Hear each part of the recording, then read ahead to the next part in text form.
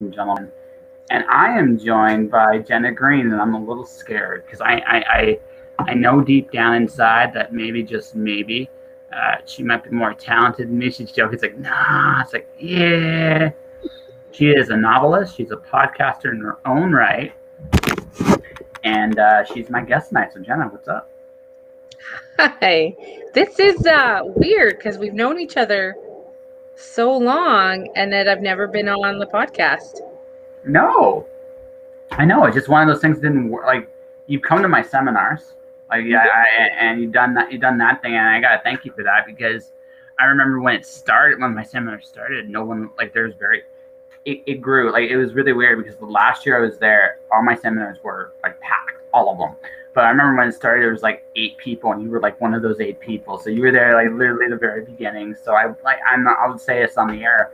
Thank you very much. I mean, honestly, I wouldn't have gotten the traction I did without you. So I'm just gonna. I always say this: be humble with the people that go out of their way for you, and you went out of your way for me, and I appreciate it.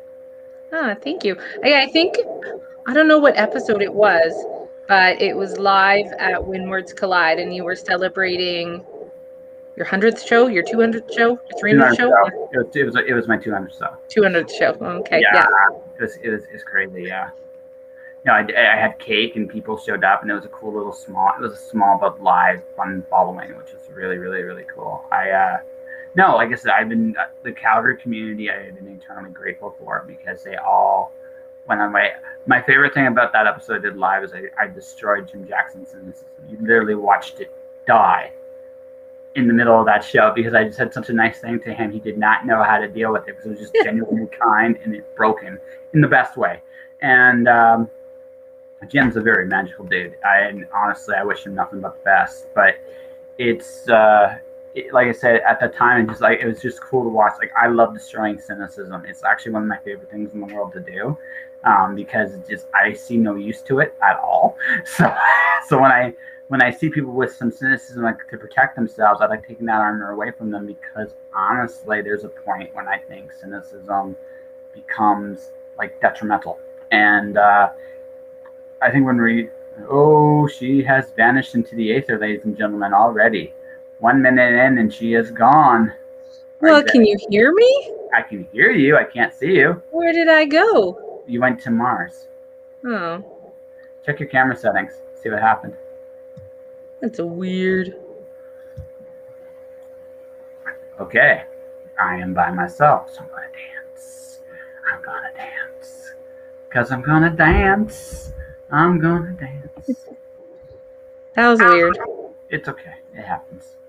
It's a live show. It's just gonna happen sometimes. You accept going into like these shows like this, and when I do them like this, that people are just gonna miraculously disappear, get cut off, go into the ether sometimes, and you learn to improvise. You know? Oh yeah, Quill and Ink started going live a couple months ago, and there's a few episodes. Well, there was one we did live where I don't always understand time zones, and I had to film it from my car because I work an hour out of town, so I have to time these things. That's why sometimes I record from my classroom and sometimes I record from my house, depending on, what time we record. And I got the time zones wrong. And Miranda, my co-host, is like, "You're supposed to be on the air." And I'm like, "I'm a half an hour either from work or from home." So I just pulled over on the side of the road and I filmed it there. And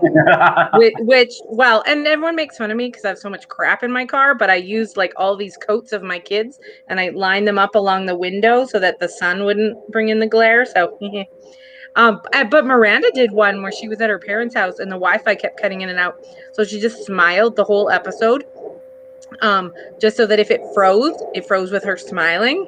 Oh, it's so her. Yeah. So her. Oh my gosh, that fits her to a T. Actually, you just learn. Like going into these things that one of the things I've learned about life is by and large everything is fragile, and since everything is fragile, you just kind of go everything can go wrong, will go wrong. You just kind of just accept that fact and go, okay, I'm just gonna roll with it. I mean, it's not like as long as I don't see people doing anything really weird on screen, that we get you kicked off of Twitch, I don't care, right? But I also like you hope for the best, you plan for you hope for the best, and you plan a little bit for the worst. I remember one episode I did. It wasn't his fault. It's just storms where he was at, and we tried, man. Like we legitimately, I think it was my 500. Yeah, it was my 500th episode. He was supposed to come on. We were supposed to do like a drink and draw, and just was not gonna happen that night. He tried. He did everything he knew how to do. We did it, but we just rescheduled it, and the next night we just did it again. But like 500 was supposed to be a guest episode, and I literally did the whole thing on the fly for about an hour. It was just like, you have to, right? I mean, like the show must go on, right? This is a show, and you got to do your part for the show, or otherwise it ain't gonna happen, right? And that's just kind of how I see it. It's just like, will I show up? Or I have an audience here? Maybe, maybe not.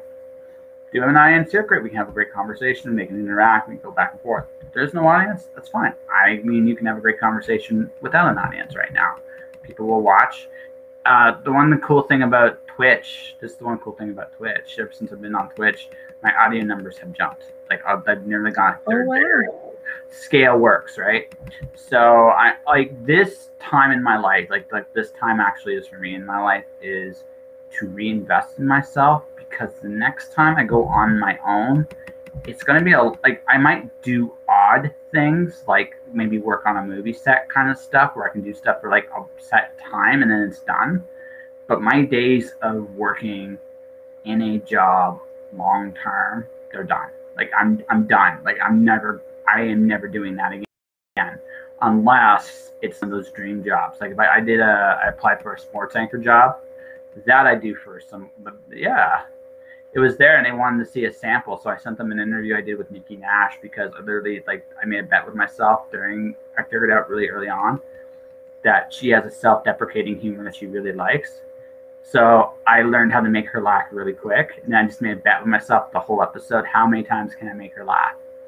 Right. And I actually counted. It was 52 times inside of an hour. So I mean, nice.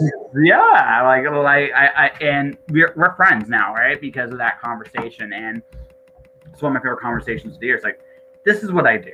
Like, I talk to people. So, and either way, that's what I go in expecting a good conversation. That's what I hope for.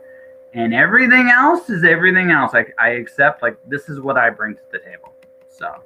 They always say that writers are introverts, and then we're supposed to, like, the stereotype is we're supposed to struggle to speak out loud, but I don't think either of us really fit that mold. I mean, I am a teacher. I am performing and public speaking all day, every day, making kind of not so, like, some stuff's fun, but some stuff is not so fun. Like trying to make fractions super interesting. Yay! Right? It is the extrovert side. And I don't mind public speaking. I was a drama kid. I'm a dancer, I'm a performer. So when people are like, "Oh, it's going to be hard to go on this podcast." I'm like, "Will it?" Like I mean, I might have a moment where I'm like, "What words, huh?" But I'm not like scared like some authors who very much are the introvert. Well, I just had this discussion with an author actually off the air. We just had a conversation about what marketing was. And I said, marketing, when you break it right down, it's all about engagement. It's not necessarily about sales. It's about engaging your audience. That's what it is. That's marketing, right? You might not get it. You might not get the immediate sale, but I find people are more prone to give you a shot if they have a passing sense that you actually give a damn. Now, that's my interpretation of it. That right. We were talking, but the thing is, I think we're past the era. We're past the era where a writer can afford to not deal with their audience, right? Unless there are certain extenuating circumstances. Like I don't expect Spider Robinson to come out of his abode and just perform for the sake of performing. But even when he does come out, I mean, he'll do concerts and stuff like that. Like, he knows how to perform. He goes out of his way and does these really cool things that people like touches people's lives. So I mean, we are in the era of engagement, and so I do have introverted qualities. If I'm in a room with a lot of people, there are points in the day I do need my space to myself. Like I do have the introversion part where if I'm around a lot of people because I feel everything around me, it drains me. So I need that space for myself. I do have those introverted spots, but I realize that I'm essentially in the area of my own business, which means I have to be a little bit of the salesman, which means I have to be able to talk to people. It was awkward at first when I started like marketing. Like it's like, hey, I wrote a book. You want to talk about it? And it is a little awkward. It wasn't scary, but it was just, I mean, you're taught your whole life to be humble, like, and not brag. And then you have to be like, look at me. It's a But I Canadian found thing. that the more you do it, now, like 6, 7 years in, now it doesn't bother me. I'll make TikToks. It's a Canadian thing. It's not Oh, like yeah. it's totally a Canadian thing. It's not an Americans do. This is the one thing the Americans do right. And you have to give it to them. This is the one thing they do right. They have no problem talking about what they're doing and being enthusiastic about what they're doing. When I interview it, like I can usually now that doesn't necessarily mean they're totally braggadocious, but they're like most artists down there are at least good enough to talk to you like a person. Like the true art of a sale is nothing.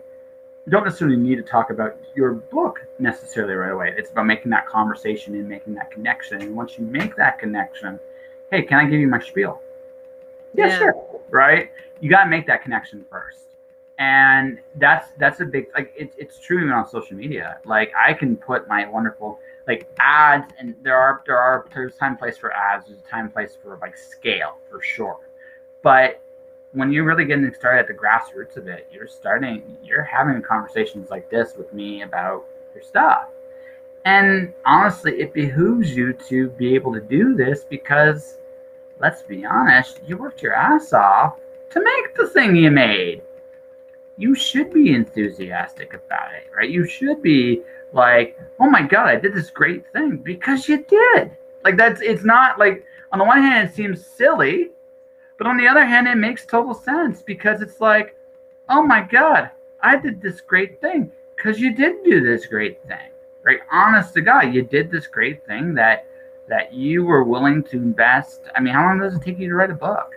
Months? Years? Well, it depends which book, right? Because you get better, right? My first book, it took me like 15 years. Now I can write a book in like 3 or well, it depends if it's report card season. Okay, so like 4 or 5 months. Yeah, but you're making my point for me though, right? You're making my point for me. You were willing to put 15 years of your life into your first book. You believed in it enough that you were willing to make the effort to put it out there. It behooves you to engage people about your book. It behooves you because, let's be honest, if you're not enthusiastic about your product, nobody else is going to be either. So I know Brad Meltzer. You know that, yeah, right? I know Brad Meltzer. He hosts a lot of shows on TV now, but he still writes books. And I think the most amazing thing about him is, even now, he will still reply to an email. Like every email from you send him an email, he will reply to you. Sometimes it's funny. My favorite story with Brad Meltzer actually involves Tony Orlando. Would you like to hear it? Yes. Okay, so I had this idea of doing a novel. I still have it in the back of my head of a kid trying to take over the world, and he trades his way to world domination. He starts with a red paper clip and actually trades his way all the way up to the world domination. So I did a favor for Brad. So Brad owed me a favor. So I go, okay, you got to name something for this. How is this? He goes to me, Orlando, the city, or Tony. Either way works. So I actually went to the trouble of figuring out, I had friends in Hollywood. I found Tony Orlando's agency, and I actually called his agency up to ask if I could use Tony Orlando in my book.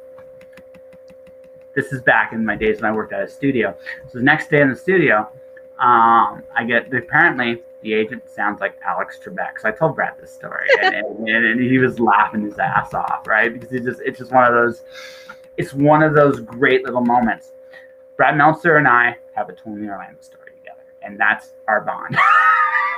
So, very nice. My grandmother also was really excited that I went and actually tried it. She's a big Tony Orlando fan, so it was, it was one of those like small world things, right? So, but all of this to prove a point. He's a #1 New York Times bestselling author, right? Undeniable, and he still engages with people. I know that there's, it's so funny because, you know, I interviewed on my podcast a boy I went to high school with. And, you know, he works at the University of Toronto. He's in the lit department. He's written articles, but this is his first book, and it's a nonfiction book, and he did research that I couldn't even imagine of doing. But, you know, at the end of the show, we're like, okay, can you give us your website links and things? He's like, oh, I should get a website. And I was like, oh, to be a newbie again. Like, and just that quick moment, he said one thing, he said, oh, yeah, I'll get it, I'm working on it.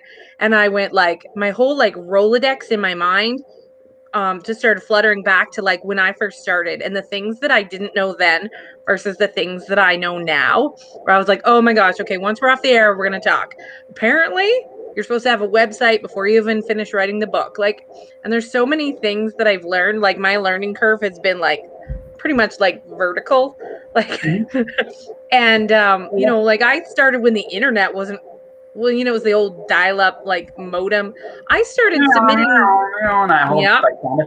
I started submitting stuff with self-addressed stamped envelopes, and you know, I submitted to like publishers in the States, and I had to go to the post office and get like a special like American postage receipt that like, and just thinking of how much I've learned, I was like, oh. And now that, you know, like I can talk to others and like give them a leg up is so thrilling. And then just thinking about like where I started and where I am now. Yeah. I mean, I'm not with the big five, and I don't have like a movie deal, and I'm not on Oprah yet, despite what my husband keeps pushing for.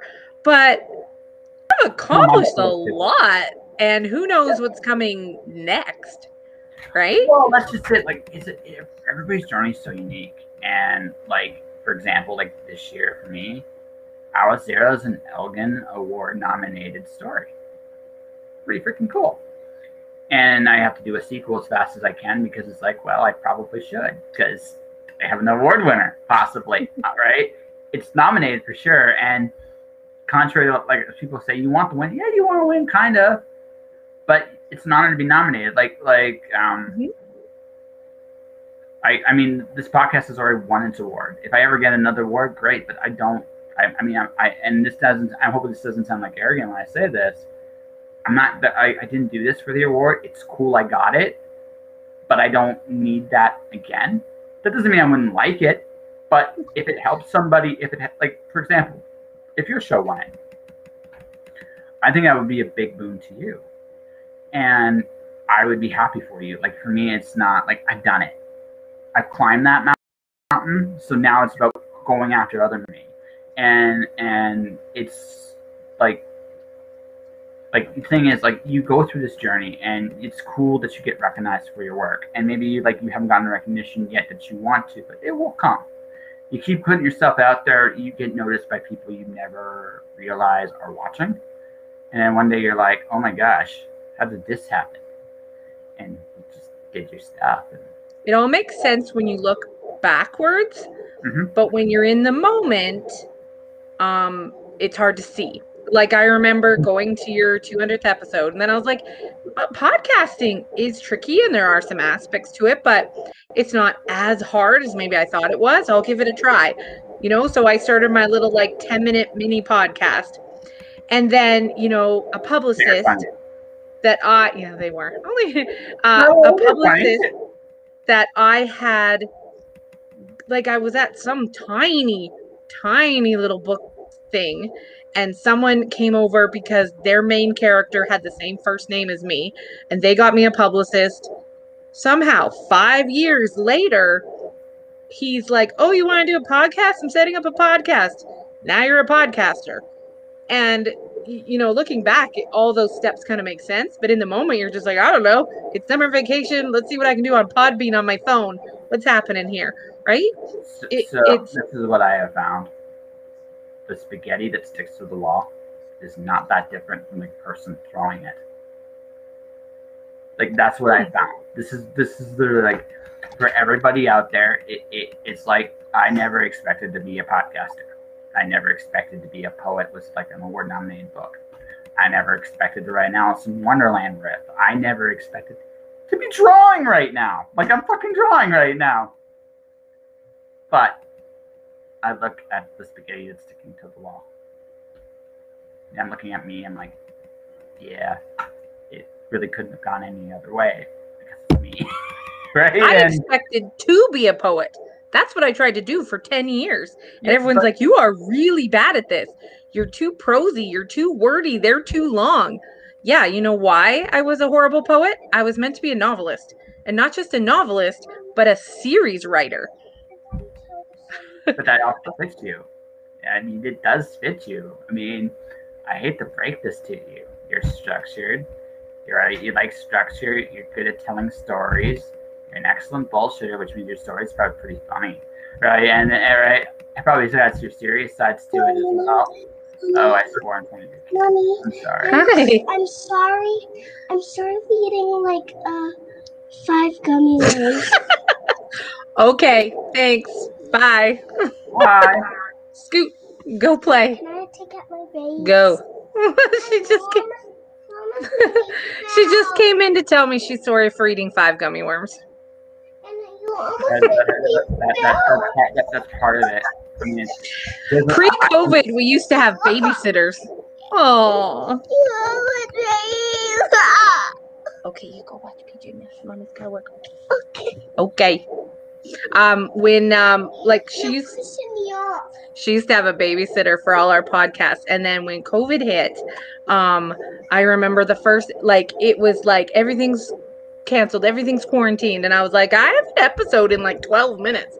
And I remember, like, usually she was at her grandpa's, and instead she was like just beside me at the table coloring, and I kept like doing this the whole episode, like batting her away. And then we moved to instead of like me out in the main room and her like playing in a room, I'd like, because she's 5 and she's pretty self-sufficient. She watches PJ Masks or whatever, and I'm in the room. And a lot of the podcast episodes, even if my husband's home watching, I film in the closet because then no one's gonna bug me. But I just remember one time I left her alone for like 15 minutes, and I came out and she was on my cell phone, and she had phoned my principal, and they were having a chat, and I was like, what? And she's like, what? She was like 3 or so, 3.5, and she's like, I use your phone, Mommy, just like you. I was like, oh gosh, it's gonna be a fun day at work tomorrow. But like the COVID stories, like the COVID podcasting, whether as a podcaster, like hosting someone, or being a guest. The time she ate like 10 cheese sticks and was like hiding the wrappers around the house, and I found them for days. I was like, oh gosh. Like the stories I could tell with just her alone. No, but okay. So there's 2 parts to that. One, you can never leave her alone for too long. She'll destroy the house. She'll destroy the house. She just it's just her nature. But 2, she adores you. That's the thing. Like whether I mean, the reason she's like this is because you're like, she gets to spend time with you. She's close to you. You're the center of the world. I mean, that's normal for that age too. So it's like, okay, yeah, go wait. Mommy's gotta work. I love you, but I need a minute or 2. But I don't have this minute. I don't know what's gonna happen next. It's okay. You got the Disney Channel. Go watch the Disney Channel, right? Right. And she's pretty good, but she's still only 5. Well, yeah, no. Again, this isn't like I'm not knocking her at all. I think it's damn cool. Like I really, really do. I think it's damn cool. But like I said, it's part of the process. Like there we go. Right? She is made the, like, she is going to basically. So I have a buddy. He lives in London, Ontario, and I remember I was going to visit him, and he's got his daughter, and his daughter owns him. And it's hilarious to watch. She like, we were supposed to hang out, and he wanted just us to hang out because we haven't seen each other in years. And she comes down, and she comes in. He's growling at her. She completely had led him everywhere he could. Like, we literally. So his son is hilarious. I'll tell you his son's story in just a second. But the daughter, we ended up going to a Zellers. And at the Zellers, she wanted a toy, but she didn't want the toys that were there. So they ended up having a 20-minute discussion without us. I took her son to like this like McDonald's like place called Fast Eddie's. He's like, I'm gonna buy a burger. Now, I had a feeling that I would be the one footing the bill. I knew it kind of going into it, but I was like, we'll just play along, whatever. He buys the burger, super impressed. He doesn't buy the burger, I got it. It's not a big deal, right? So I went with him. I was like, okay, let's go buy a burger. I was like, I'll play. I'm not like, I know what's coming. I'm just like whatever. And so ordered the burger. We ordered separate order. It's like, okay, cool. Separate order. Goes to pay. Goes to his pockets. Like, this is good. Like, this is epic, right? And then at the end, he looks at me. It's like, you don't got the money? Shakes his head. It's like, okay, I got it. No big deal. then Brad, and that's my buddy, and his little girl come back. She's got this like new toy. I'm like, yeah. But that little girl, like daddy's her world. And it's kind of the same thing. I picture kind of like the same thing here, in that, yeah, she's your daughter, and she adores you. But if we're gonna be very honest, like, probably unofficially, you probably are aware of this and you're a little smarter about it, but she's probably And I kind of just like, I think that's just the way it should be. She's an interesting little nugget, and her and I are very close because Friday, Saturday, and Sunday, my husband's truck driving, so it's just us, right?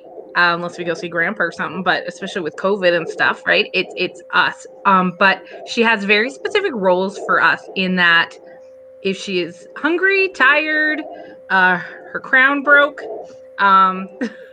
she wants mommy, right? Stories, baths, PJs, mommy. But if she is scared, she wants her daddy. And that's something she has decided. I don't know if I can fix this, Munchkin. Well, there you go. Can you let mommy work now? But Thanks. when I need help. I know. And so he's up all night with her, because when she has nightmares, she doesn't want mommy. Anything else, I've been thrown up on, I've been peed on, I fixed toys, but when it is fear, it's daddy. And that's just what she's decided. Like, he is safety net, and he can make nightmares and everything. I don't know. I mean, he looks kind of tough. He's got the big beard and and he's so interesting because, like, he looks scary, but he's a teddy bear. And like, I've come home and it's like he's got his nieces and her, and all four of them are dressed like fairy princesses. But he's got like jewels in his hair, and he's like, well, they want it, and I just love, all men and their girls. My dad has had 2 daughters. And so, there's just something about men and their little girls, and it's just they turn into pudding, and it's hilarious, and it's adorable. No, that's the way it's like. I mean, look, that's the way it should be. Like it sounds like your husband, probably a good dude, scary stand-up guy, but he's gonna show those he's gonna show his kids. He's gonna show a softer side, because that's what there's this like meme of this like scary looking metalhead, right? And then after years later, kids, same metalhead, he's in like a ballerina like tutu, serving tea with his daughter, right? Because that's life. That's a normal part of life. And every guy and every friend I have that has a daughter, most of them have that like built into them. It's just like, yeah, they like famous karmic artist I know. I've seen him with his daughter. He just becomes this soft, mushy, They're just mush. Those videos online of like girls in ballet classes and they're all with their moms, and then there's that one dad and he's like, I'll wear a tutu, let's go. They make me melt. They just really do. I cry and bawl and I'm like, oh, it's your daddy. It's probably because I'm really close to my dad. And I always have been, and having lost my mom, my dad and I are like, he's my best friend. And so we have that bond. And then to see my daughter and my husband with that bond, it turns me into like a giant pile of mush, like a good pile of mush, like positive mush. That's a thing. Because it takes strength, right? Because it's like, look, anybody can look big and strong. But would you wear a tutu for your daughter to make her to help her do whatever it is she needs to do? Damn right, right? and also considering like how you describe him, who's going to say anything to that man? Probably not very many people, right? I mean, it's just one of those things. Like, you know what? You might actually look tougher with the tutu than without. His only rule is I don't have photographic evidence of some of this stuff because she likes to do my hair, but he's a guy. He has really short hair, so she does his beard. And she'll put like clips and bows and things, but I'm not allowed to take photos. I took one once, and then he tackled me and took the camera. I would tell him, you should take one, just one. I tried, and then he took the camera and he deleted it. But I've already sent the photo to his cousin. Okay, because there's gonna come a point in his life, especially when she gets older, that won't do that as much. Like, there will always be that soft spot, but she'll be like, I need to take care of myself, and then she'll go off and do her thing, and that's part of life too. And as a dad, he'll understand that there's always going to be that little part of him that thinks of her as his little girl. And then you show him that picture of him doing the beard thing. This will be a little older down the road. He might just break down and cry a little bit because, again, it's the little things you remember. It's not the big things. It's the little things. Yeah. And he's an interesting guy in that maybe it's the teacher in me, but I'm always pushing her forward. And he, at 2, I said, okay, we're going to take away the bottle. I was okay with it. She was okay with it. He wasn't. He was like, but I like that. And that's my thing, right? And when she was 3, I was like, okay, I think she can walk up and down the stairs by herself, And he's like, and she's like safe, and she was fine, and I was fine. He's like, but and it just seems, yeah, I know. It seems like that would be me, and I do have a little of it, but when she starts dating, he'll be drunk. No, he won't. No, he won't. No. He'll be sad. He won't be drunk. He'll be sad. He'll be He'll be sad. He may not be drunk. I don't know him. You know him better than me, but he will be sad because because once she starts dating, he knows that inevitably, right, she's going to leave, and that's going to hit him very hard because that's his little girl. Yeah, is it your only kid? Yes. Yeah, so especially you guys have another kid, it won't make it. I wouldn't say it would make it easier per se, but it would be like, okay, at least you still got another kid to go through some of these experiences with. But this is your only kid. Oh man, like he's like, she gets older and smarter than both of you if she's not already. She's been outsmarting me since like birth. I actually have like a running document of like things she's done or things she's said that like just like a list of like ways she's outsmarted her parents. Like it's hilarious. Like, Mom, I want to sing happy birthday to you. Oh, okay. All right, get me a cake, Mom, so I can sing it.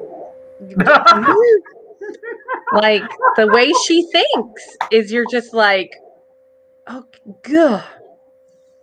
You're smarter than me. What have I done? Yeah. What have I done? Oh God.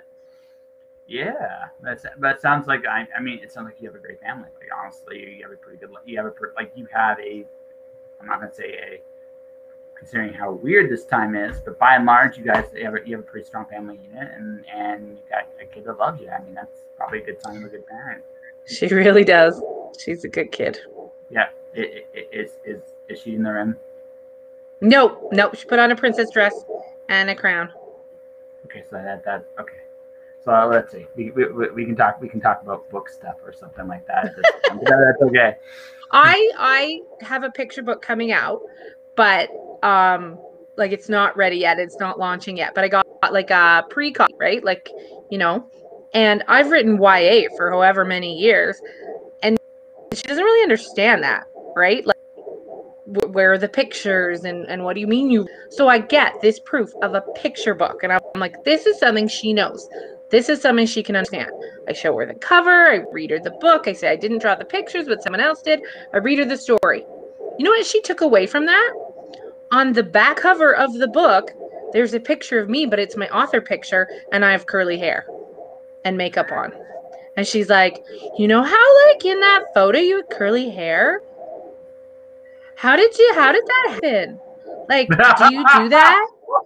When I met Kara, like, do you curl your hair? Like, how did they get a photo of you? I was like, I wrote a book for your age of that you could identify with mommy.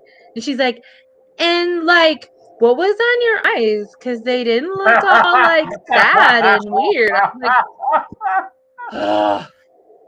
So motherhood has taught me, if teaching taught it to me too, but whatever you're trying to do, it ain't gonna, they're gonna pick something else out of it anyway. So, well, here's what I'm going to say. I'm going to give you a digital hug. There. Because straight up, right? Like, I mean, it's every parent's worst nightmare. What if my kid, like, just you write something for your kid, and your kid just doesn't care. You're like, oh God, tears, right? On the plus side, my niece really loves my stuff. She reads all my YA. Actually, I almost got punched because we were camping, and she read my latest book, and she was sitting right beside me, and she's like, Auntie, this is so good. This is so good. And then she got to the last page, and she went, wait, what? Because it's the second in a trilogy, right? And so she's like, wait, that's how it ends. And then she took a swing at me, and I ran fast because she's only 4, so I can't outrun her for at least another year or so. But I was like, it's hard. The audience around, if they're right with you, they either only care about your picture at the back with the curly hair, or if you do something into a character, they're gonna slug you. There's something to be said from having some distance from your audience. Does your family abuse you, Jenna? At least those are the only two that are gonna read anything. My husband doesn't read. I think he's all the titles to my books, and he's very happy they're all one-word titles. My dad has managed to read the titles, the dedication, and the back cover. My in-laws, they haven't read anything, but they display them. So it's really only the children I got a shot at. So the only person in my family that reads my books, 2 people. My sister does, and my grandmother does. That's it. My grandmother, my mom's side. That's it. My sister will say nice things or not so nice things depending on the situation. Like, she gave me notes. I have this like novel I am going to pursue a traditional publishing deal with. She gave me so many notes of what it's like to be an 8-year-old girl. It's amazing. And she goes, you know what? I don't hold this against you. You have no context of this. And she's right, because when my sister was 8 years old, we weren't seeing each other or living anywhere close together at that point in our lives. So I never saw it. So I was like, I don't know, right? So it's really interesting what I learned about what 8-year-old girls notice in life. Like, just in general, just notice in life. It's just like, wow, that was those notes were eye-opening. And my grandmother reads my stuff. My grandmother from Detroit does not read my stuff, but she's kind of allergic to the ink of books, so it's kind of forgivable. My dad no longer has time to read my stuff. And my mom might read my stuff. It's a shrug. I don't know. That's unfortunately, like, me and my mom aren't close anymore, and that's just the way it is. My mom would. I know she would. And that's the thing. A couple were published before she passed away, but a lot of them were after. right? But my Yeah. husband does listen to my podcast because he can, he's driving his truck on the weekend, and he doesn't know anything. Like he's never heard of any of these authors. He doesn't know what half the words mean, but he's being supportive. And if any of my books end up in like audio format, he's like, I'll read them. Actually, I've read some to him.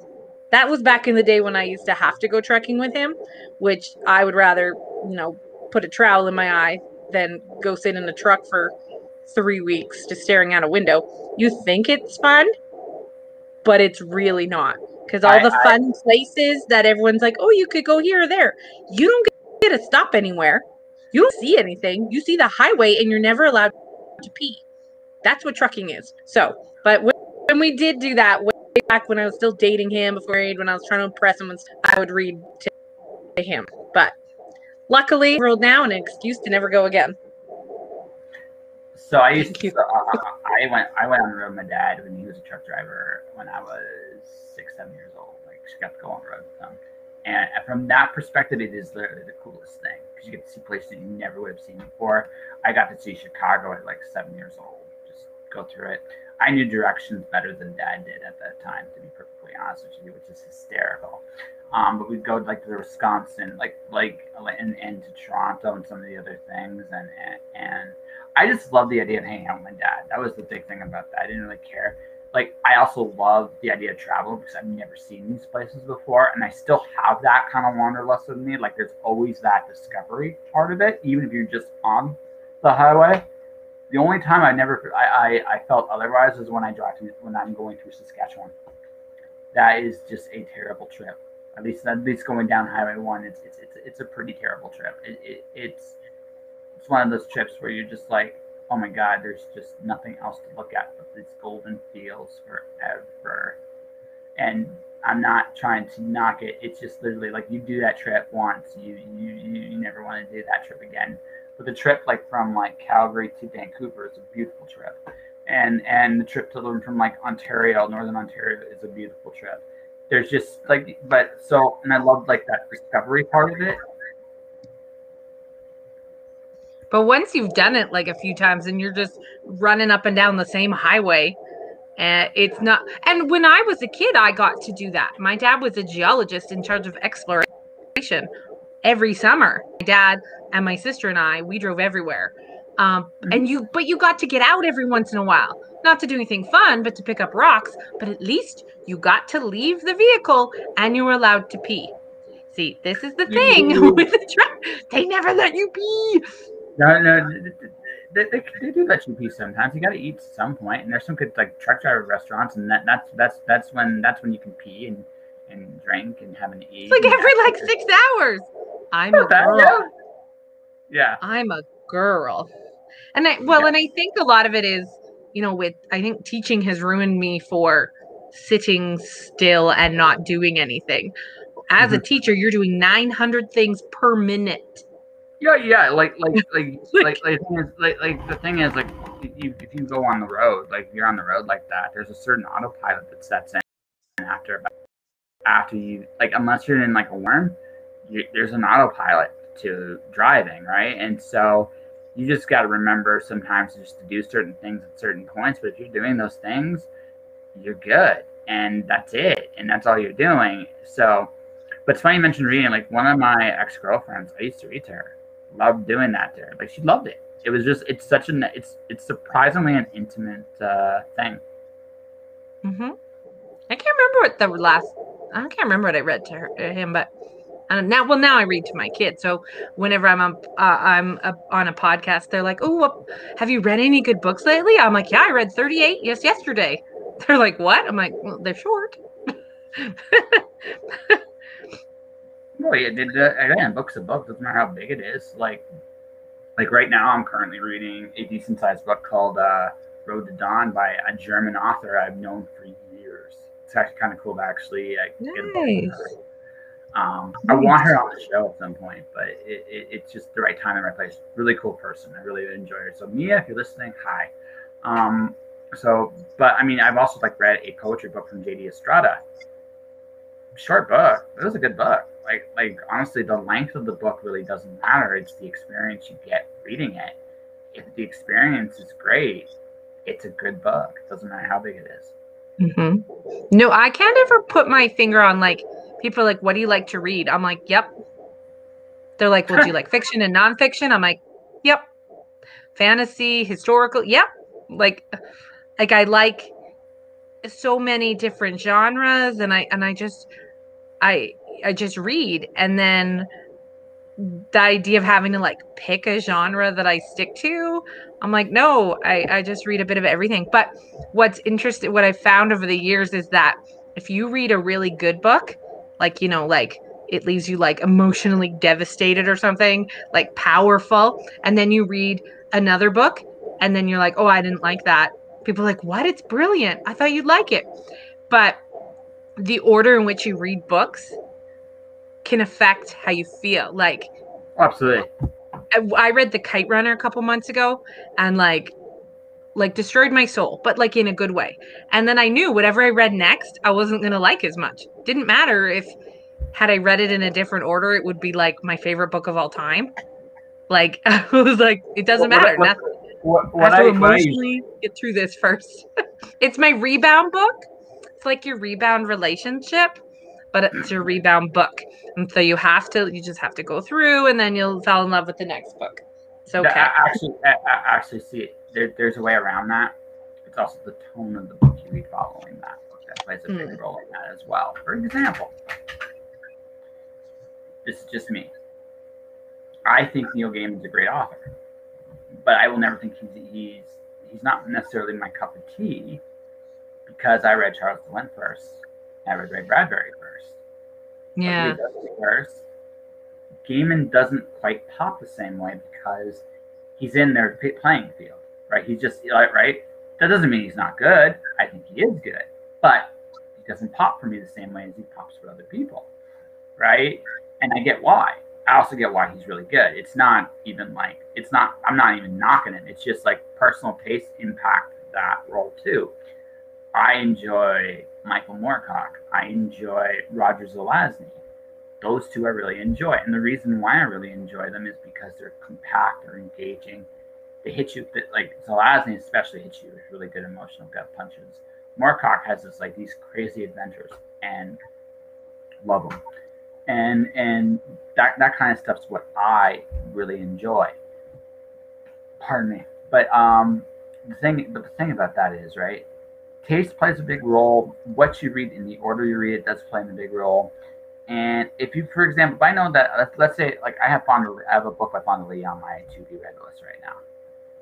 If I know that that book kicks my ass, destroys my soul in like the best way, well, I'm not going to read another book just like it next, because it will not hit me the same way. It just can't do it. What I will look for is, okay, can I get into like maybe I'll go into Alana Andrews, because Alana Andrews is character work with just a hint of romance, borderline erotica, depending on the show. Her voice, so the character voices are really, really, really strong and powerful. And even if the genre is the same, it's a very, very different kind of story. And then what Fonda's going to tell. So I'll get something out of that. So then when I go back to something like, say, Victoria Aveyard or Veronica Roth, or something like that, it'll be like they'll hit me again the same way. If I read Fonda Lee, I'm going to stay away from N.K. Jemisin, Veronica Roth, and authors of that, because they're in the same vein, and they're all very good. But if I read one after the other, yeah, I'm not going to get the same thing out of them. I like that stuff a lot, but I need something in there. I'll read Aileen Martinez. I'll read Terry Pratchett. I'll read a Japanese light novel like Classroom of the Elite, because it's not the same thing. The stakes are a lot less. It's a fluffier book. It's not going to hit me the same way. I think the thing is, it's knowing what the experience you got from that book. It's like, this destroyed my soul. So I either need something to make me laugh, or I need something to completely take my mind off this. Have you ever seen, sorry to interrupt, but have you ever seen that meme where it's like, this book destroyed my soul and made me bawl for days and rip my soul apart? Here, read it. I love that meme. Sorry, I said it. For me, the ultimate soul-destroying book for me was Dark Tower by Stephen King. That destroyed me. Like, by the time I got to the end, I was weeping like a baby. And I admit that wholeheartedly. I got to the end of that story, I cried. For me, it was A Monster Calls because it was, I think, within a year of my mom passing. And it was like, we did it as like a one school, one book. So I had to read it to the kids. And we got to the end and I'm just bawling. And then we did show the movie, but for the last half hour of the movie, I just stood in the hall, like looking at the kids. So I knew that they were behaving. And then I was like, nope, Mrs. Green needs a moment. No. Well, it's not when stuff hits home. I mean, it's good stuff when you know it connects with you, but it's not like you're a teacher and you're trying to. It's going to be hard to tell kids to behave when you're like literally like this mess on the like.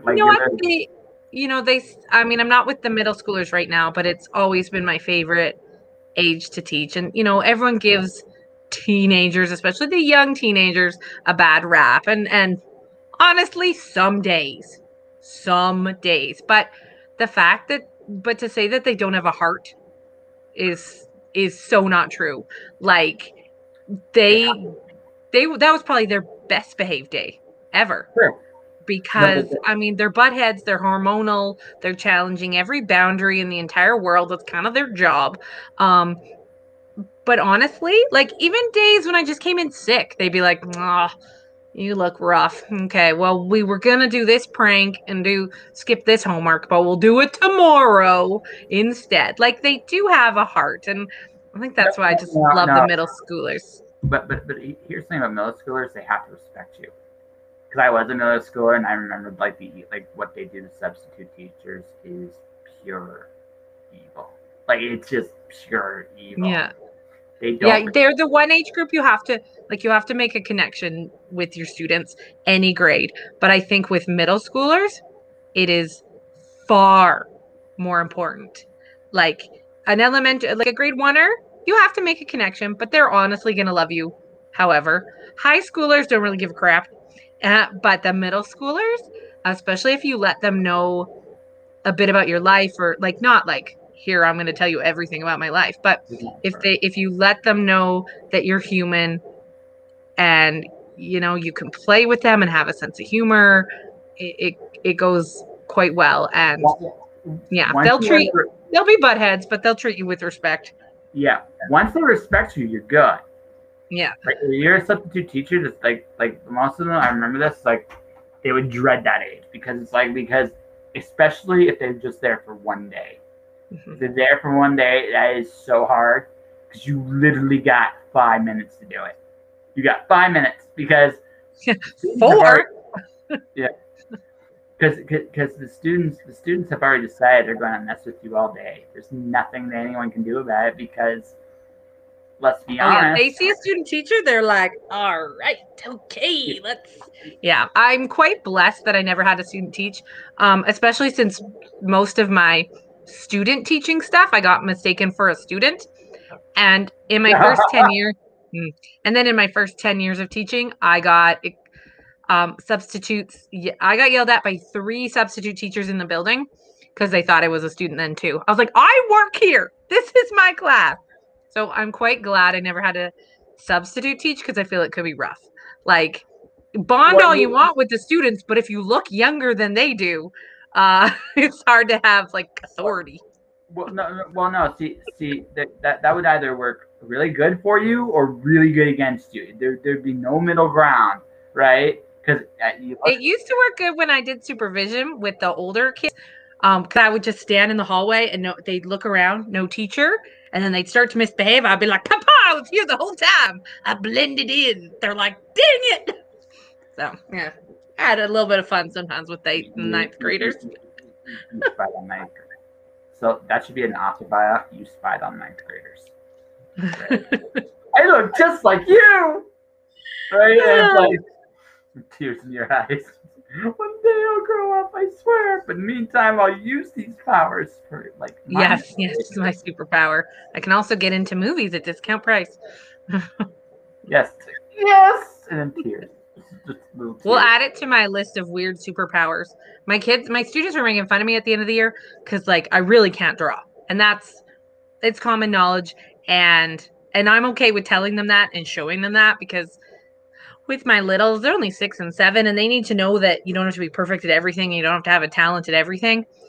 And so they know I can't draw, and they know I pretty clumsy and I fall over everything. But we were doing something at the end of the year, some fun thing, and I was like demonstrating like speed cup stacking, and I was like a pro because back in my old job, we used to do that as like a club. They're like, you have the weirdest talents, Mrs. Greene. You can't walk without falling over. You trip over your desk. You drop papers all the time. You can't draw like a leaf, but you can stack cups in like 10 seconds. I'm like, I'm full of weird talents. So Hey, just add it to the list. see, like we've created like an awful. We've created like a bio just for you right here. Like, you know, I'm Jenna Greene, and I write stuff, and I have superpowers. And my superpowers include tripping over a desk. How I do that, I'll never know. I can't draw worth a lick, but I can stack those cups, and I also look like the students I teach. Ergo, I have spy powers, right? And in my actual author bio, it says I'm a semi-professional napper because I haven't gone pro yet, because you know then you can't compete at the amateur level. But so I've stayed semi-professional, but I can take a nap anytime, anywhere, very Okay. quick. So that's on the superpower That's actually list. my gift. That's my gift too. It's beautiful to fall asleep. Insomniacs go, how? It's like, it's easy. You just close your eyes and you just let yourself fall asleep. It's a beautiful thing. And they go, I hate you so much right now. It's like, I'm sorry. This is just how it goes. I fell asleep on like one. I was able to sit in like the most uncomfortable chair and fall asleep. And they looked at me afterwards, and I woke up. It's like, that's impressive. No one's been able to do that. It's like it's my skill. I can fall asleep at night in like 4 minutes flat. People don't believe it till they see it. But I believe just go all day, and then when it's time to sleep, it's time to sleep. Let's go. I got stuff to do. I get up at 5:45 in the morning. I got to get some sleep. No, I can go. So this is where I'm at. I'm still young enough where I can go on very little sleep for a period of time, but I'm old enough where the next day I pay for it. It's like, next day, guess what? I'm going to take a nappy at like 8 o'clock. I'm out for like 10 hours because I completely screwed myself over. That's where I'm at. Younger me could do that for days at a time, and it would take a day to crash at the end of the week. I can still do that some weeks, but when it comes right down to it, it's like, I'm at that point in my life, I need to sleep because I'm old. It's like, you know. It is common knowledge that Jenna needs 8 hours of sleep a night. I have a bedtime that I set for myself, which everyone around me appreciates because I need my sleep. So based on the logic, that would be 9:45 p.m. Mm-hmm. It's okay. It's okay. I'm not there yet. I can get off. I can get by on 6. That's what I need. I need 6 hours to function. Wow. I can do 6. And as I get older, I can actually go on less sleep. Like I said, I'm not at the point where I could do, like, I've done the Team Insomnia 3 hours. I can't do that anymore, but I can do 6 comfortably. I'm best at 8, but I can do 6 very comfortably. I can do 4. I'm actually got that skill. Like, the important thing is I get enough to go at least a couple sleep cycles. I need 3 sleep cycles, and I'm good. 4 is ideal. 5, I'm like tip-top shape. Like I said, and that's where I'm at, right? I need 3. That's 4.5. Must have 3. I can do 4. And apparently with guys, like my dad at 65 is like, he gets 5 hours, and that's all he needs. So I think that's a normal thing. Maybe when I get to 60, I'll be like 5, and I'll be comfortable with it, and I'll be good. God, by the time I'm 60, I'm gonna need like 20 hours to sleep. I'll be up 4 hours a day. I'll be like, woo.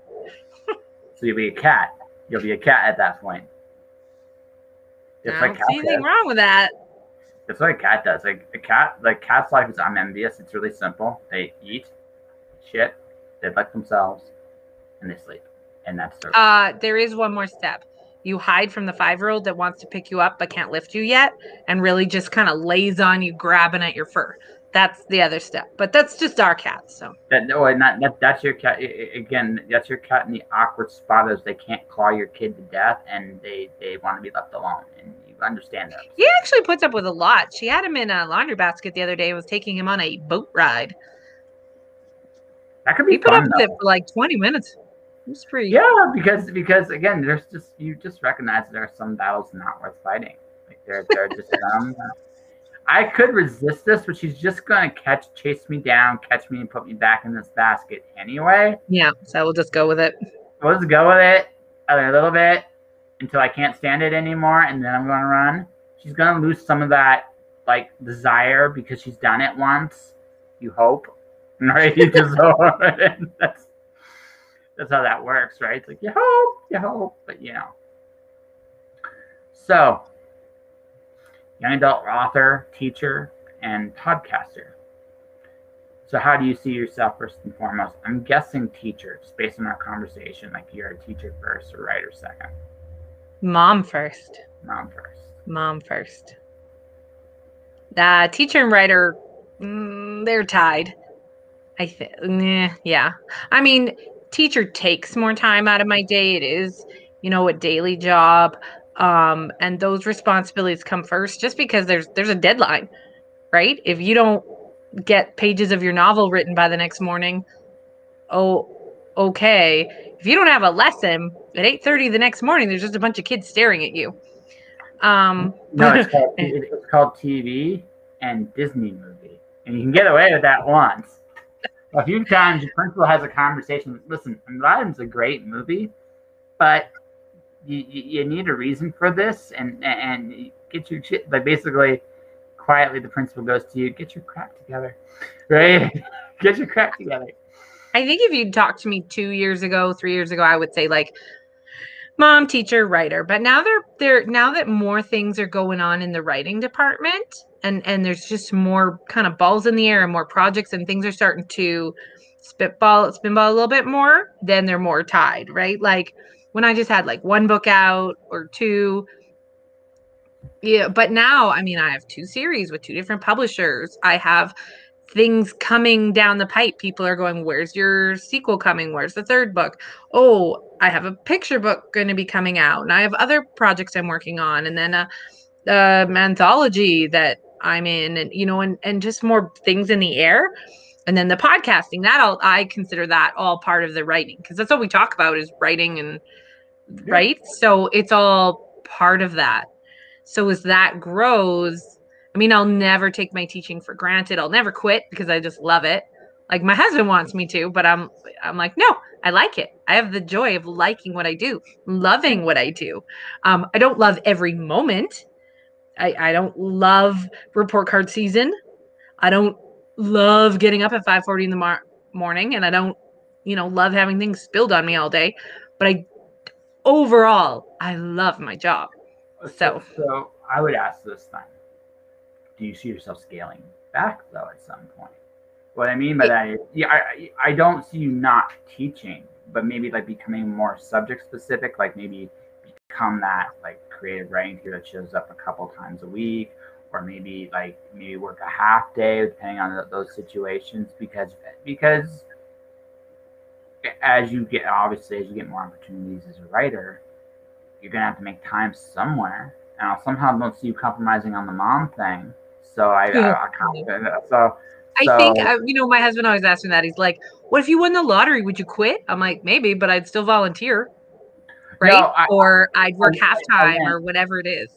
Or if they're writing, yeah." I don't see you quitting like that. That's not what I kind of feel your husband's taking the wrong tack. I think I think the way I would try it with you would be like, okay, look, at some point you really want to keep the writing thing up. You might have to scale back at some point. And I don't think that's unreasonable, but I also think too, like ultimately it's up to you too, right? Like, what do you want to get out of teaching at this point? If you enjoy it so much that that's your thing, then you should do it as long as you can. There might come a point where your time you're gonna have to figure out your priorities then we're gonna see if it's really a tie. Right, but until you hit that point, which I don't think you're there yet, then you might do what you want to do as long as you're happy doing it. Really, who am I or anyone else to say Well, and you know, people are like, there's a lot of teachers that are like, it is too much, it is too busy. How would you ever find time to write? I am quite efficient at my writing. I only need 20 to 30 minutes a day to produce a lot. So I can do it. And you know, there's Easter break and Christmas break and summer break and I actually work at a school where we only go 4 days a week, so at Fridays, right? So I mean, it's something manageable, but the mom factor, right? Like I am the steady income in our house, right? Because he's a business person, he's self-employed, right? I have the benefits and dental plan, right? And I, you know, the mom factor is it's a big one. And, you know, 5 years ago, I might not have known that or thought about that, and I might have made different decisions. But honestly, I just love teaching.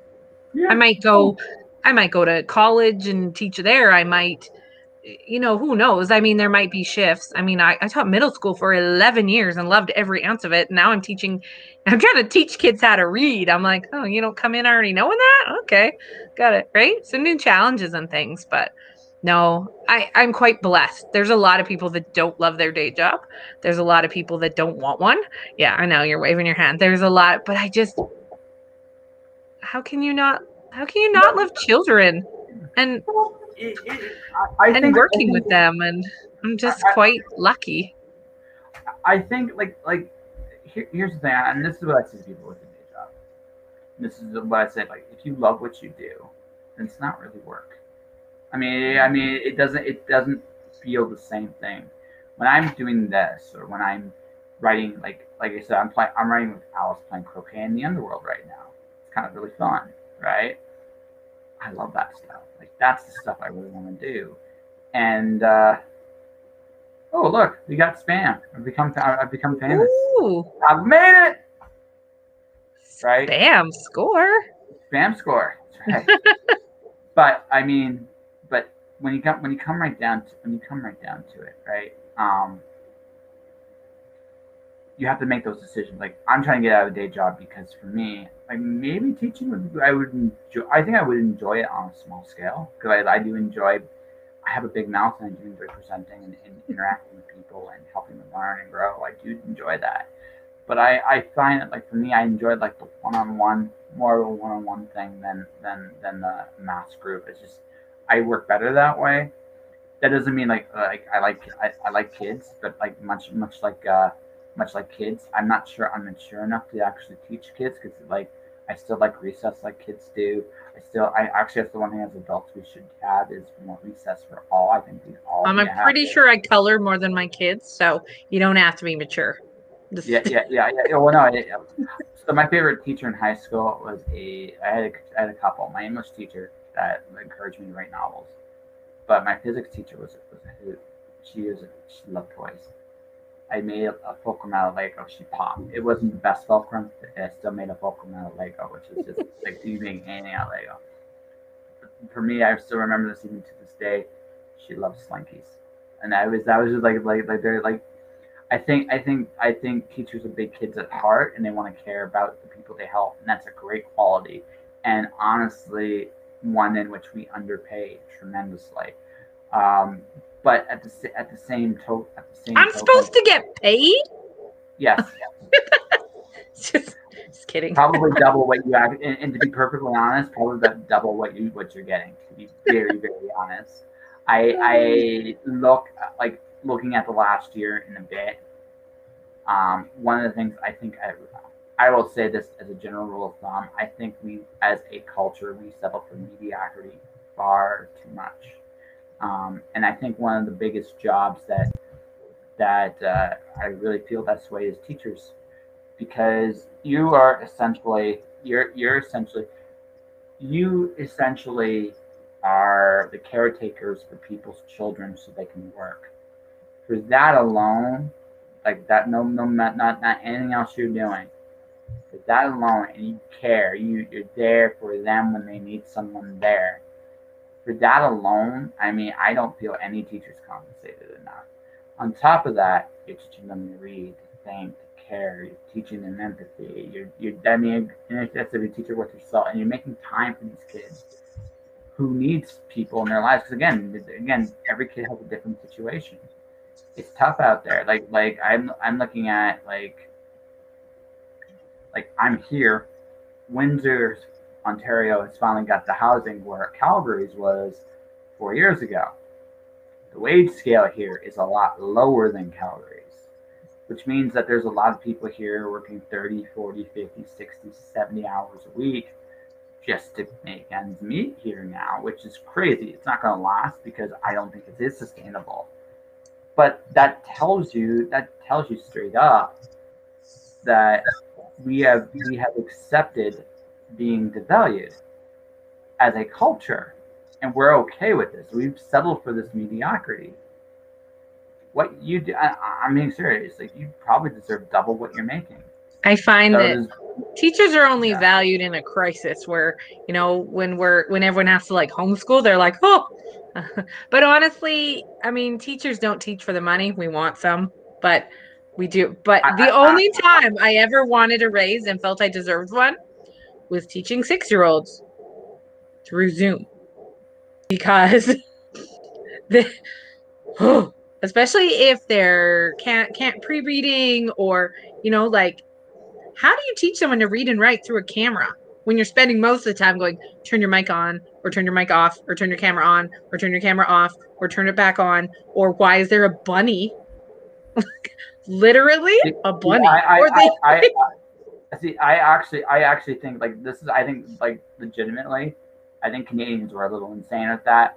I think honestly, when we're at the point that we can only teach through a camera, I think maybe what we should decide to do at that point is, if a kid decides they're going to watch cartoons all day that day, whatever. This like that's not like that's again, maybe I'm being very, very naive about this, but let's be honest here. You're asking an awful lot of kids and teachers in an environment like that. And this is just me being straight. It's like, honest to God, it would be just far better off. Like, you know what? If some days you guys all feel like you can't do it, don't worry about it. Just do your best. Go home, because honestly, this is fucked up. And that's honestly that's how I felt about that. I've heard some of the criterion a lot of the education ministers and stuff have, and I actually pondered what medication these people are on, because I want to avoid it as much as possible. And that's an honest assessment. I think I will say though, kids surprise you with what you totally think they can handle, and then what. I mean, with the littles, long term, it's not going to work. But we did pretty well with our like short little like stints at online learning, and little stints at and yeah, you have to change your standards, obviously. But it was pretty hilarious, but also amazing what they could do. But you just have to roll with the punches. If you don't have a sense of humor, don't be a teacher. If you're not ready to have them take their camera and go outside and show you their dog, or take you on a tour of the room, or start stripping in front of you, who knows, then don't be a teacher unless you can just be like, oh, this is happening. Sure. That is what you need for any grade, any subject. You have to be able to go, oh, we're doing this now. Okay. And somehow roll with it. I have that attitude even in the workforce. Why I'm not employable, like long-term employable anymore, because I just roll. It's like, you know what? I'll just roll with it. Whatever. And it works with writing too, because my characters never obey. So I'm like, okay, I have this plan for the characters. They're like, interesting. We're going to do this. And I'm like, oh, okay, we're doing that now. All right, stupid character. Never has they always start off very obedient. Like, the first quarter or half of a story. And then about the halfway, 3/4 mark, they take over, and I'm like, okay, we're doing this. I don't know what your characters are like, but mine are rabid little. Well, same thing. They make up their own damn minds at some point. Like, you have a plan, and a plan. I call myself a planter. I'm not a plotter or a pantser. I'm a planter. I'm a planter. Yeah. Because there's so few of us. No. It's just reality. I find plots are great because it where plots are great is they strengthen the middle of your story a lot better. Where pantsing is great is there's those organic moments that you will discover on the journey of writing these stories that you never would have planned otherwise, rather than you just let it go. If you're too plot, you can tell a good story technically, but it's really hard, I think, to get the full emotional depth. If you pants, you can literally have a story about a rabbit hole leading to a unicorn that farts rainbows, and then go back down another rabbit hole involving like glitter, and you're not quite sure how you got there, but you did, and you don't remember what your story is all about anymore, and that's not a good thing either, right? So you kind of want something in the middle. Like I think most writers go like back and forth between plotting and pantsing. Um, My what books, they ultimately decide themselves. Like yeah. the Imagine series, they're like, oh, we're fully plotted and formed in your brain. I'm like, oh, neat. The Reborn series, it's like, let's just see where this goes, right? And my books just decide themselves. I'm just on the, oh, we're doing this now. Okay. So my Owl series, I know where everything happens in book one. I have a pretty good idea. I've had some surprises, obviously, but the general direction has pretty much been consistent. Book two, I have a general vague idea of what book two is all about. I'm setting up all the stuff for what book two is all about. Book three, I know the ending.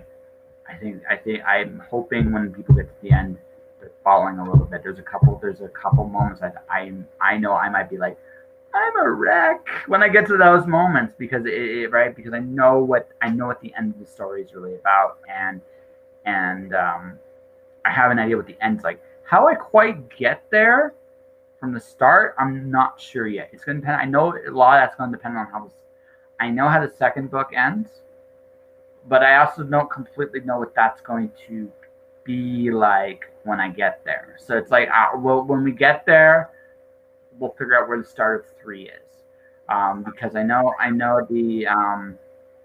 the gist of where I'm going. Like say, I have the events are in my head.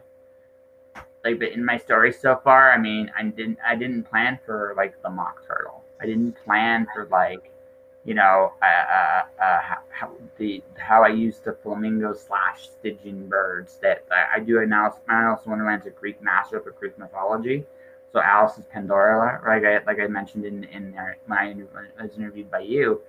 So I'm finding all these cool little like mixtures and ideas, and that are both Wonderland and Greek mythos, and it's amazing how well they mash up. But some of these things I'm coming up with are like, I didn't plan any of this. This is like too good to be true. I'm very similar to you, where I have like a gist. And in fact, when I'm trying to like brainstorm or like, get the creative juices a flowing, my best friend comes over and we'll just chat, and she's like my little sounding board, and we just go back and forth. And then as I'm writing, I'll just send her chapters and stuff. And people are like, why would she read it? She knows what's going to happen. And she always responds, oh, it has never stayed the same once. If something was planned for chapter 3, it's going to show up in chapter 9. A character that's supposed to live is going to die. Like, she's like, we have a plan, and then the plan changes. It's very organic. But it's nice to have sometimes have but the gist is there. And I'm very similar to you. The beginning, the end, and then how do we get there? I don't know yet. We'll figure that out. Well, you have some ideas, like knowing your strengths as a writer. Like I get the story beats I'm trying to get to, so I get the idea of the story I'm trying to tell. I have that nailed down. But even in there, right, you're just like, what we do is we play with expectations. Like that's what we do. We don't. A good writing is all about, do I follow the expectation or do I subvert them? So really, that's right. And even if I follow them, what twists do I have that makes sense to make it my own? If I subvert them, okay, what expectations do I feed off of, right, to subvert them? And like I said, if it's done really well, it's amazing. If it's done terribly, you want to punch the This ties into what I tell my older students. They're like, well, if a good writer should do their own thing and be unique. Why do we have to know, what a sonnet is and what a genre is? And I'm like, because you have to know the rules before you break them so that you know what you're breaking, or because you might be thinking you're doing something totally original and someone's like, yeah, that's a haiku. Like, we all know that, right? So there is a reason why we teach you certain things so that you can then go do your stuff, subvert something. But you can't subvert something that you don't know is around. It's much like this. It's much like this. I like it's learning language. It's learning the language. There's a language to storytelling, and once you understand that language, you can play with it.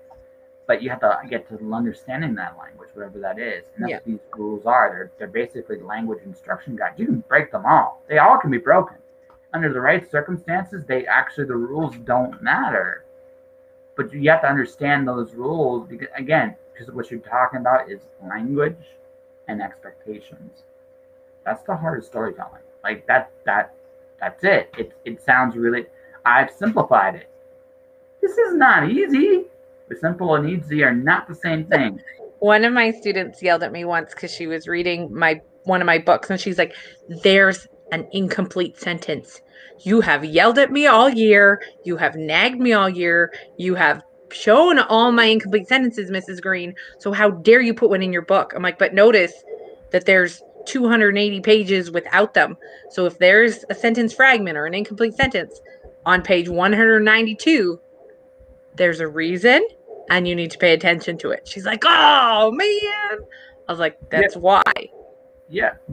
Again, you're telling your story, and you're telling your story in a way that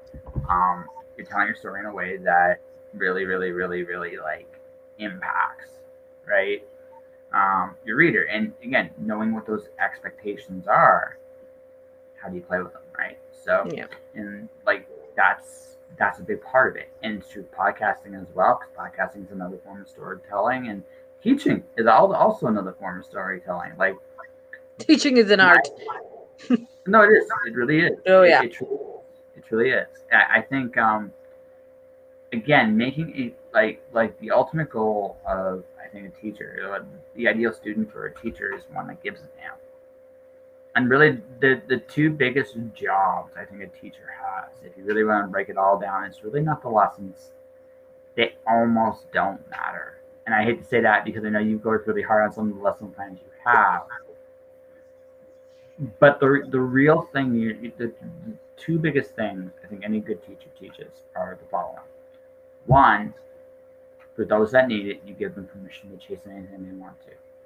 Good teachers want I think good teachers want their students to go for big things. But the second thing, and this is the hardest thing, is to make a student care. Because if a student can, younger us usually goes and figures out how to armor our hearts. We always thinking that if we don't feel anything, we can't get hurt. When you get older, you realize that really isn't true.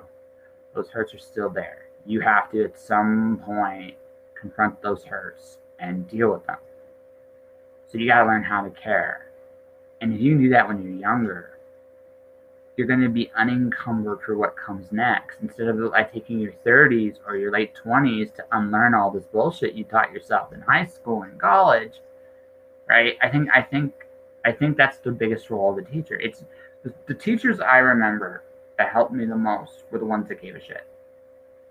It's not the lessons they taught. It's not the fact that they gave me permission to be myself because they recognized I gave a shit.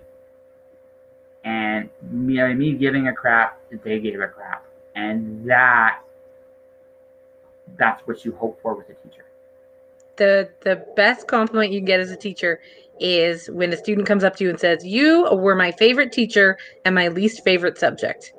And that means that they're like, "Oh, like I'd rather be doing science or math, but you made me felt heard, or you made me felt nurtured, or you whatever it was." And I think that I take that very seriously, the impact of a teacher, because I know for a fact I would not be a writer today had it not been in grade 2 at parent-teacher interviews, because writing is a whole mess of rejections, and a lot of the stuff you write is pure crap, and then you write different crap, and then you write slightly better crap.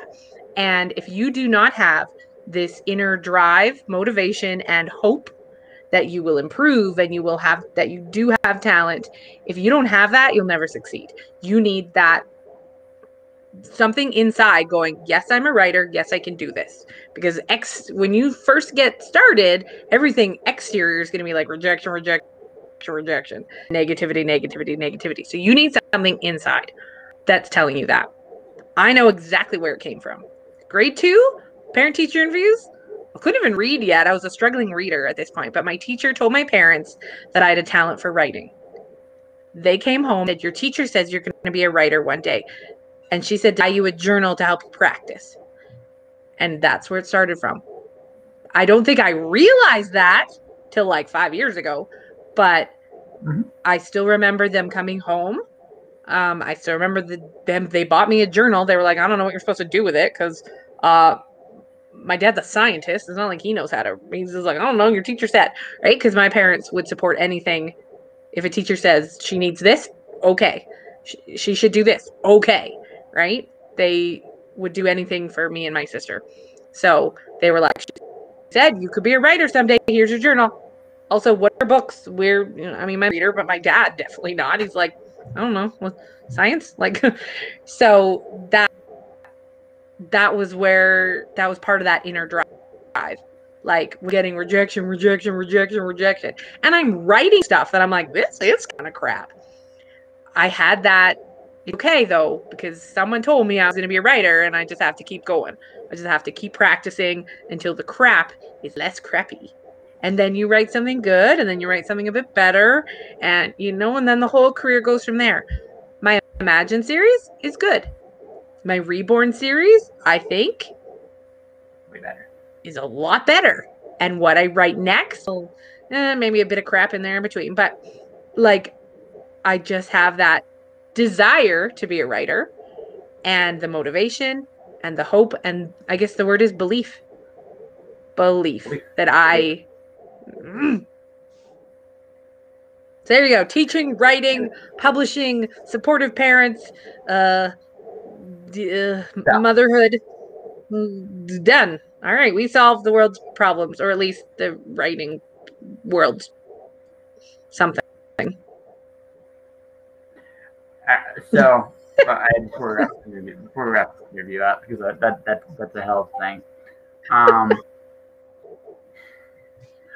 I say this. I actually had this put this as my Monday. I haven't done my Tuesday motivation yet. I do my motivation usually every day, and my Monday one was the question of, have you suffered enough? And I think honestly, it's like something I said earlier about we settle for too little. I think we solve the world's problems when all of us say we just have enough, and we have that same belief in ourselves that you do for your writing career. Do that, maybe we change the world tomorrow, and we have a better world today. So there you go. There you go. Yeah. So I mean, it starts and ends with belief. It always has, and it always will. But on that note, I think we have an interview here. What do you think? I think so. You think so? Okay. Yeah. Starting to get hungry. Feeling like we're good. I feel like you're good. Okay, that's good. So you know what we should do? We should plug your book, your podcast. How people can find you.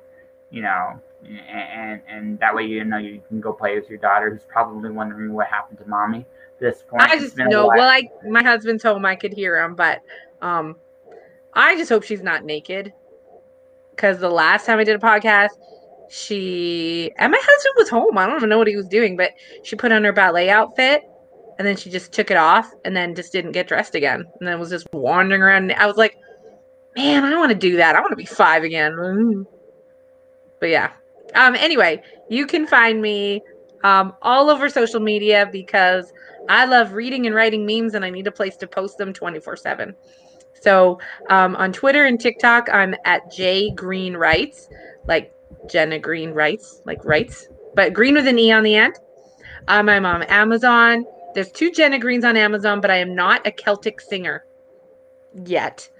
So that's not me, but I'm the writer. That's an yeah. aspiration. That's an Okay, gotcha. Yeah. Gotcha. And then, or the Quill and Ink podcast. So Quill and Ink, a podcast for book lovers at Podcast Quill. But honestly, I'm pretty easy to find on social media. Yes. So, do you have a webpage? JennaGreene.ca. Because I'm Canadian.